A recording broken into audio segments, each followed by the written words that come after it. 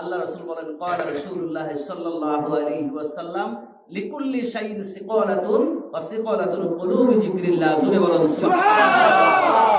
ও বান্দা, তোমার কালবের মধ্যে যদি ময়লা পড়ে যায়, মামা উপরে রেখে পড়ে, তোমার কালবের মধ্যে যদি ময়লা পড়ে যায়, এই ময়লাটা পরিষ্কার করার প্রয়োজন। কাপড়ে ময়লা পড়লে যেরকম কাপড়ের মধ্যে সাবান ব্লিচিং পাউডার দিয়ে খসতে হয়, নাকি না খসলে চলে?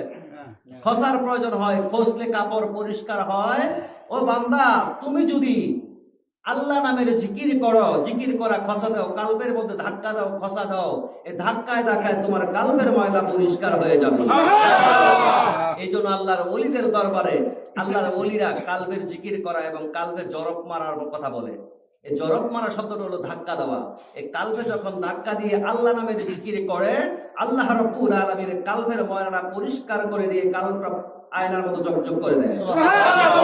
ওই কালবের পর্দার মধ্যে আল্লাহ রাব্বুল আলামিনের কামালিয়াত এবং জামালিয়াত দেখতে পায়। যদি আপনার সামনে আয়না ধরা হয়, আয়নার মধ্যে যদি ময়লা থাকে, আপনার চেহারা দেখা যাবে না। ঠিক তদ্রূপ আপনার কালবের ময়লা যদি পরিষ্কার না হয়, আল্লাহ রাব্বুল আলামিনের ইবাদত করে ইবাদত স্বাদ পাবেন না। এই জন্য ইবাদতের স্বাদ পাইতে হলে আগে কালবটা পরিষ্কার করতে হবে। এই কালব যদি পরিষ্কার না থাকে, ইবাদত করে ইবাদতের স্বাদ পাওয়া যাবে না।